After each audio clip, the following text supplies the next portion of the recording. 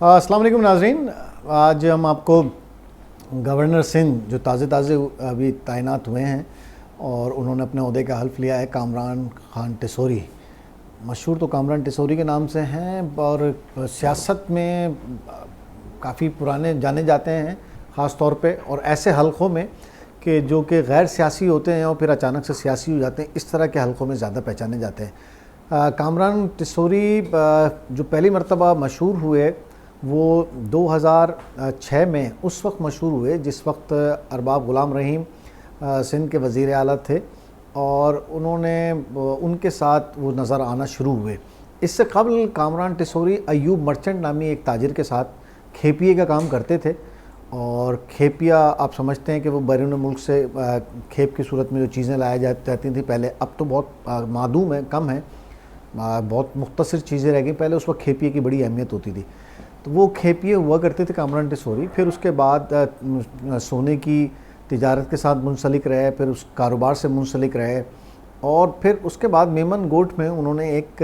ہیرے تراشنے کی چھوٹی ایک بالکل فیکٹری بھی لگائی کہ جہاں پہ کچھ کیرٹ کے ہیرے جو ہے وہ تراشے بھی جاتے تھے. اور ارباب غلام رحیم صاحب کے ساتھ ان کے روابط سب کے سامنے آیا تھے اور اسی دوران وہ مشہور ہوئے.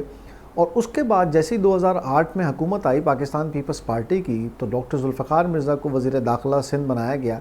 اور اچانک سے وزیر داخلہ سندھ ڈاکٹر ذوالفقار مرزا متحرک ہوئے کامران ٹیسوری کے خلاف.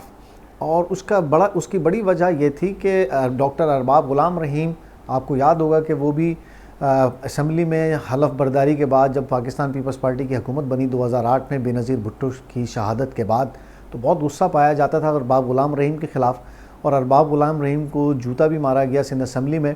اور اسی غصے کا اظہار جو ہے وہ کامران ٹیسوری، کیونکہ ان کے بڑے قریبی ساتھی تھے ارباب غلام رحیم کے اس زمانے میں، تو وہ ان کے خلاف بھی نکلا. اور ڈاکٹر ذوالفقار مرزا نے کامران ٹیسوری کے خلاف کئی مقدمات درج کرائے، جس میں ان کے اپنے علاقے ڈاکٹر ذوالفقار مرزا کے علاقے بدین میں بھی ان پر 2 مقدمات قائم کیے گئے، ٹنڈو باغو میں اور بدین میں. یہ سلسلہ چلتا رہا اور اس کے بعد کامران ٹیسوری مسلم لیگ فنکشنل میں پیر پگارا کے ساتھ نظر آنے لگے اور پیر پگارا مرحوم ان کے ساتھ کافی دکھائی دینے لگے اور وہاں پہ بھی کافی تیزی سے انہوں نے ترقی کی اور کامران ٹیسوری وہاں پر بھی ایک اچھے عہدے پہ رہے. مختلف اس کے علاوہ جو دوسرے حلقے ہیں جو کہ اسٹیبلشمنٹ کے حلقے کہلائے جاتے ہیں، وہاں پر کامران ٹیسوری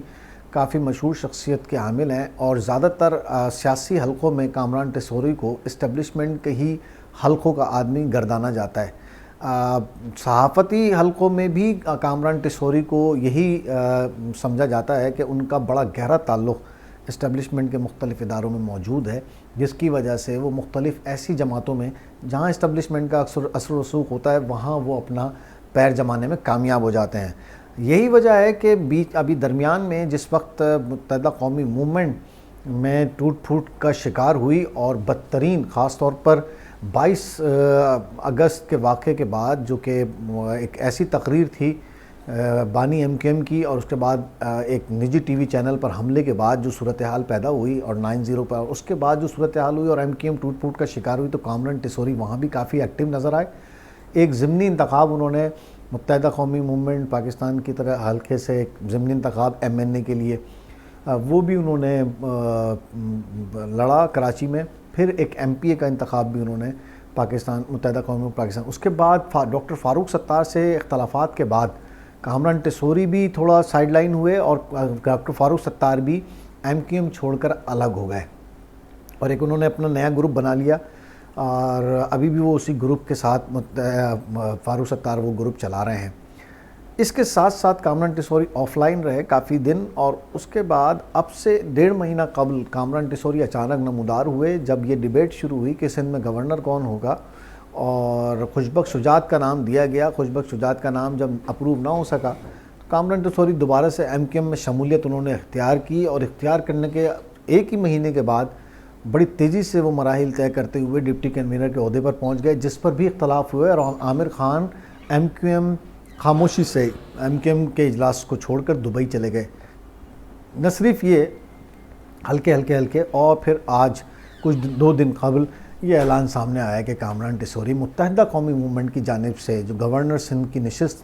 عمران اسماعیل کے جانب سے خالی ہوئی تھی پاکستان تحریک انصاف کے، ان کے لیے وہ امیدوار ہیں اور ان کے نام بھیج دیے گئے ہیں۔ صدر مملکت نے ان کا نام منظور کیا اور کامران ٹیسوری یوں حلف لینے میں کامیاب ہو گئے۔ جو اس سینیریو میں میں نے آپ کو پورا سمجھانے کی کوشش کی ہے، اس میں کامران ٹیسوری نہ صرف اب اس وقت ایم کیو ایم میں شدید اختلاف کا باعث بنے ہیں، ایم کیو ایم جو رہی صحیح ایم کیو ایم ہے، جو بہت ہی شرنک ہو گئی ہے، بڑی کمزور ہے، اس میں بھی ایک مزید اب گروپنگ اور اختلافات سامنے آ گئے ہیں۔ وہ حلقے کے جو جانے جاتے ہیں اسٹیبلشمنٹ کے قریبی حلقے، انہوں نے اس کی تعریف کی ہے، جس میں پاکستان تحریک انصاف کے فیصل وارڈا ہوں یا پی ایس پی کے مصطفیٰ کمال ہوں، انہوں نے ضرور اس کو عمل کو اور ان کو مبارکباد بھی دی ہے کامران ٹیسوری کو۔ آپ سمجھ سکتے ہیں کہ یہ مبارکبادیں کن حلقوں کی جانب سے آ رہی ہیں اور کہاں سے یہ دی گئی ہیں، اس میں کوئی ڈھکی چھپی بات نہیں ہے۔ رہی بات ایم کیو ایم کی کہ جو اس 2018 میں ایم کیو ایم کے ساتھ اس شہر میں ہوا اور جس طریقے کی پرفارمنس ایم کیو ایم کی رہی پچھلے 2018 سے 2022 اور پھر پاکستان تحریک انصاف کے ساتھ حکومت کا چھوڑنا ان کی مقبولیت کو انتہائی کم کر گیا، اور اب یہ جو بڑا دھچکا ہے کہ گورنر بھی اپنا ایم کیو ایم نہ لگا سکی اور اختلافات مزید بڑھ گئے۔ عامر خان ہوں، خالد مقبول صدیقی ہوں، فیصل سبزواری ہوں، خواجہ اظہار الحسن ہوں، محمد حسین ہوں، ڈاکٹر فاروق ستار ہوں، یہ تمام الگ الگ اب صورتیں سامنے آ رہی ہیں۔ اس سے پہلے ہی ایم کیو ایم مختلف اس میں فیزز سے گزر چکی ہے اور تنہائی کا شکار ہے۔ لگتا ایسا ہے کہ کامران ٹیسوری ایک بڑا دھچکا ہے متحدہ قومی موومنٹ کی سیاست کے لیے، اور کراچی میں خاص طور پر سیاست کے لیے جس طرح سے ان کو گورنر بنایا گیا ہے۔ ایم کیو ایم مزید انتشار کا شکار رہے گی اور کامران ٹیسوری کے آنے سے خاص کوئی فائدہ ایسا نظر نہیں آتا متحدہ قومی موومنٹ کو یا ان کی سیاست کو اور مجموعی طور پر سندھ کی ترقی کو۔